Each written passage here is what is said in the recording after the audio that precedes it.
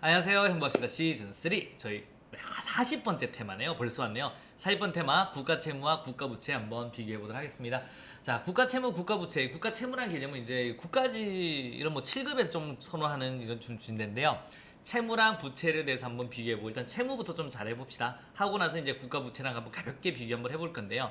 일단은 저희들 국가재정법 91조부터 한번 봐보도록 하겠습니다. 자, 어느 법에 나와 있냐면 우리 국가재정법 91조에 국가채무라는 게 나와 있습니다. 2항에 한번 저랑 같이 보면서 가봐요.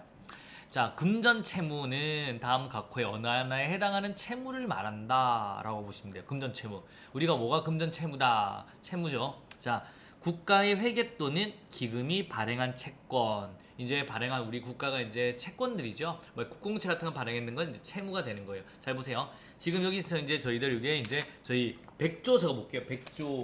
100조. 그리고 나중에 가져오면 이제 10년 후 가져오면 이게 만약에 105조다. 그래서 이걸 발행을 해요. 쭉 발행을 합니다. 이걸 발행을 하면 여러분 기본적으로 100조가 들어오죠. 나중에 여러분이 갖다 주면 이걸 105조를 줘야 되는 거예요. 그러니까 이건 채무다라고 보시면 되겠고요. 그 다음에 국가의 회계 또는 기금의 차입금. 차입금이 빌려온 돈이에요. 차입금. 빌려온 거. 그러니까 빌려온 돈이니까 채무다라고 보시면 되죠. 그 다음에 국가의 회계 또는 기금의 국고 채무 부담 행위. 자, 우리 국가의 회계 또는 기금의 국고 채무 부담 행위. 국고에서 채무를 부담한 거예요. 빚을 부담한 거예요. 아시겠습니까? 오케이. 이건 우리가 갚아줄게. 채무 부담 행위 같은 경우는 채무다라고 보시면 돼요. 자, 이제 4호 보시면요. 제1호 및 제2호에 준하는 채무로서 대통령이 정하는 채무인데 그 대표적인 게 뭐냐면 우리가 보증 채무 같은 경우는 보증서 준 거잖아요. 그거는 우리나라 채무를 안 봐요. 그런데 이제 우리가 만약에 그 갚아야 될 사람이 도망을 간 거예요. 안 갚는 거예요. 그래서 지급이행이 확정됐어요. 대한민국이 갚아라. 이렇게 된 보증채무 같은 경우는 우리의 채무다라고 보시면 돼요. 지급이행이 확정된 보증채무 이런 것 같은 경우가 이제 대통령 정하는 채무거든요. 그런 내용 한번 봐두시면 되겠고요. 자, 다음 각호에 해당하는 채무는 국가채무에 포함하지 아니한다. 이제 안 되는 걸 한번 보실래요? 저랑 같이. 자, 뭐다? 국고금관리법의 규정에 따라서 재정증권 또는 한국은행으로부터 잠깐 빌린 것. 그래서 재정증권 또는 한국은행으로부터 일시차입금 잠깐 빌려온 거예요. 잠깐, 아주 잠깐만 그냥 돈 돌리려고. 이런 거 같은 경우는 채무에 안 들어간다라고 보면 돼요. 장기적으로 갚을 필요 없어. 잠깐 다시 뺐다가 넣을 거니까. 그 다음에 갑니다. 그 다음에 제2항 제1호에 해당하는 채권 중에 국가의 회계 또는 기금, 인수 또는 매입하여 보유한 채권 위에 한번 보시면요. 여기에서 발행한 채권 같은 경우는 채무를 했잖아요. 그런데 이런 채권을 발행했는데 국가의 회계 또는 기금이 이거를 매입한 거예요. 그러니까 이제 국민들이 채권을 가지고 있는 게 아니라 이거는 회계나 다른 회계나 기금이 이거를 가지고 있는 거예요. 그러니까 이제 이거는 갚을 채무가 아닌 거죠. 왜? 그냥 국가가 벌써 발행했는 걸 사와 있으니까. 그 다음에 제2항 제2호에 해당하는 차입금 중에 여기 차입금 중에 국가의 다른 회계 또는 기금으로부터 빌린 거. 그러니까 이제 밖에 뭐 국민이나 아니면 밖에서부터 빌려온 돈이 아니라 그냥 일반 회계에서 뭐 빌려온 거예요. 아니면 특별회계에서 빌려온 거예요. 아니면 뭐 기금에서 잠깐 빌려온 거예요. 이거는 내 돈 주문에서 빌려온 거라서 이거는 기본적으로 채무가 아니다라고 보시면 돼요. 그러니까 차입금 중에 국가의 다른 회계 또는 기금부터 빌려온 거예요. 오케이? 제가 지금 국민은행 통장이 있고 농협이 있고 새마을금고가 있죠. 그러니까 지금 새마을금고에서 돈이 자동이체가 돼야 되는데 없어서 국민에서 잠깐 빌려온 거는 이거는 저 밖으로 갚을 필요는 없잖아요. 채무가 아니다라고 보시면 돼요. 요번에 한번 딱 정리해 보시면 돼요. 자, 근데 밑에 뭐가 하나만 또 추가로 조금만 대보면 들어만 두세요. 여러분, 채무가 더 클까요? 부채가 클까요? 여러분, 우리 지금 채무란 건 어느 법에 나와 있어요? 자, 어느 법에 있어요? 국가 무슨 법? 재정법에 나와 있잖아요. 별표. 그래서 국가재정법에 근거해서 이거 채무가 나와 있는데 국가회계법은 이제 국가부채는 어느 법에 있어요? 우리 국가회계법에 나와 있다고요. 국가회계법에. 아시겠습니까? 여러분, 회계를 할 때는 발생주의 복식부기로 보통 회계를 합니다. 기본적으로. 그래서 우리는 이 쉽게 말해서 국가채무란 개념은 언제 주로 나오냐면 우리 국가채무 부담, 국가채무 이제를 관리할 계획, 그러니까 국가재정운영 계획 안에 국가채무 관리 계획을 작성해서 적어야 되는 거예요. 그때 보통 채무라가 우리 얼마다 이렇게 나오는 거고요. 국가부채란 개념은 마지막에 결산 보고서를 만들잖아요. 우리가 이제 2월 말까지 받아서 4월 10일까지 결산 보고서를 만들어서 국무회의 심의 대통령 승인을 받는데 그때 국가 부채란 내용이 들어가야 돼요. 그러니까 국가회계법에 의해서 국가부채는 얼마다라고 결산보고서에 적어야 돼요. 그러니까 이건 발생주의 복식부위로 적는다고요. 그러니까 이제 우리 기본적으로 발생주의이기 때문에 장래에 갚아야 될 돈까지 다 들어간다라고 보시면 돼요. 그게 부채가 훨씬 큰 개념이다라고 생각하셔야 됩니다. 자, 밑에 한번 볼게요. 국가 채무는 금융부채만을 포함해죠. 그래서 위에 금융부채만을 배웠죠. 반면에 국가 부채는 금융부채 플러스 발생주의 평가에 의한 충당부채와 같은 비금융부채. 이게 뭐냐면 여러분 공무원을 뽑잖아요. 공무원을 뽑으면 나중에 연금하고 다 줘야 되잖아요. 그것까지도 발생주의는 지금 뽑아버리면 지금 줄 돈이 지금 계산된다고요. 그런 비금융 부채까지 다 포함된다라고 보시면 돼요. 그래서 부채가 훨씬 큰 개념이에요. 부자 되세요 이렇게 머릿속에 외워두시면 되는 거예요. 아시겠습니까? 그래서 부채가 훨씬 더 큰 개념이다라고 생각하시면 돼요. 아, 이런 차이가 있구나 정도 한번 가볍게 보시면 되고요. 국가 회계 기준에 관한 규칙 한번 잠깐 보실래요?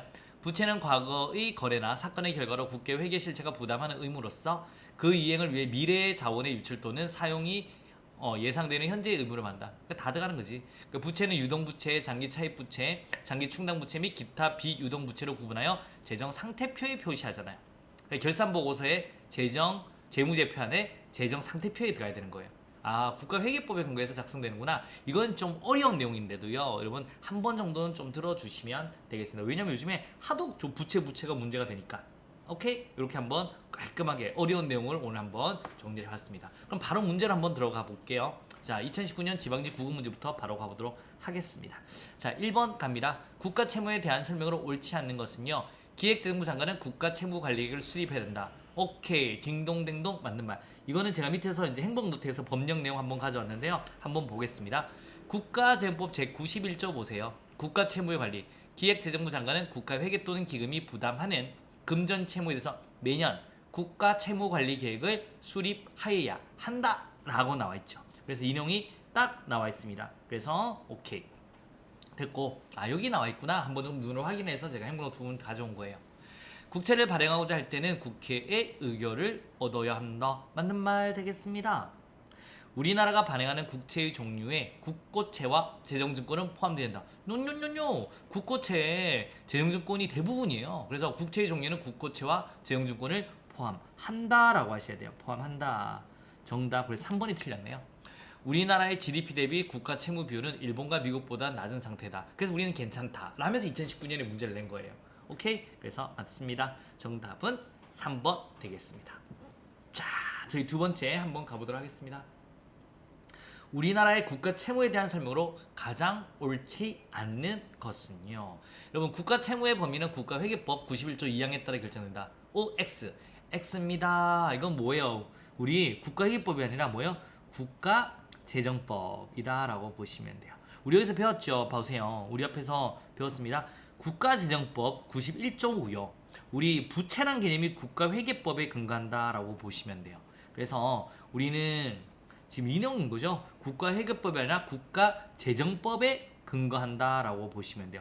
이런 문제를 왜 냈어? 라고 하는데 왜 낸 이유가 있죠. 채무는 국가재정법, 부채는 국가회계법. 이것 때문에 낸 거예요. 그냥 막 멋대로 낸 게 아니고 요거는. 자, 두 번째 갑니다. 정부의 대지급 이행이 확정된 채무의 경우는 국공채 및 차입금이 아니라도 국가 채무에 포함시킨다. 맞습니다. 왜? 대지급 이행이 확정됐잖아요. 그럼 우리가 갚아야 되잖아. 딩동딩동 되겠습니다. 자, 국가의 회계 또는 기금이 인수하여 보유하고 있는 채권과 차입금은 국가 채무 대상에서 제외시킨다. 맞죠? 국가 회계 또는 기금이 인수하고 보유하는 채권이에요. 그러니까 국가가 발행했는데 이거를 다른 회계에서 가지고 온 거지. 그러면 이제는 채무 대상에서 제외시킨다라고 보시면 되겠습니다. 보증 채무는 재정 통계에 포함시키지 않는다. 맞죠? 보증 채무는 보증을 쓴 거기 때문에 아직 정부의 빚이 아니에요. 그렇기 때문에 재정 통계에 포함시키진 않죠. 근데 만약에 이걸 우리가 그쪽에서 못 갖고 지급액이 확정되면 그때부터는 이제 채무가 되는데 여기에는 일단은 보증 채무는 포함시키지는 않는다라고 보시면 되겠습니다. 그래서 정답은 몇 번? 1번이 되겠습니다. 됐나요? 자, 이제 OX로 한 번 더 가보도록 하겠습니다. 국가의 회계 또는 기금의 국고 채무 부담 행위는 국가 채무에 해당한다. O예요? X예요? O 되겠습니다. 국가 채무에 국가의 회계 또는 기금의 국고 채무 부담 행위 빚은 채무에 부담된다. 오케이, 맞네요.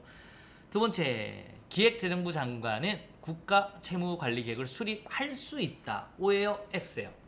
X 되겠습니다. 왜 X예요? 수립하여야 한다. 수립하여야 한다라고 하시면 되겠습니다. 그래서 X 되겠습니다. 할 수 있다? No. 하여야 한다라고 하시면 되고요. 자, 우리나라가 발행하는 국채의 종류에 국고채와 재정증권은 포함되지 않는다. O요, X요? X. 뭐라고 하셔야 돼요? 포함한다라고 하셔야 됩니다. 포함된다, 포함한다. 자, 이제 키워드로 한 번 더 가보도록 하겠습니다. 자, 국채를 발행하고자 할 때는 빵빵의 의결을 얻어야 한다. 여러분, 우리 엄마한테 물어봐야 돼요? 안 물어봐야 돼요? 물어봐야 됩니다. 돈의 엄마는 의회죠. 그래서 우리 국회의 의결을 얻어야 된다라고 보시면 돼요. 국회. 자, 국가 채무의 범위는 빵빵빵빵빵 91조 2항에 따라 결정된다. 여러분, 국가재정법이에요? 국가회계법이에요? 채무는 국가재정법이다라고 하셔야 돼요. 국가재정법이다라고 보시면 되겠습니다. 정부의 대지급 이행이 뭐뭐된 채무의 경우는 국공채 및 차입금이 아니더라도 국가채무에 포함시킨다. 뭘까요? 우리 빚 갚아라 라고 확정되죠. 대지급 이행이 확정된 채무입니다. 확정된. 갚아라! 이러면 갚아야 됩니다. 그래서 머릿속에 한번 딱 넣으시면 되고요.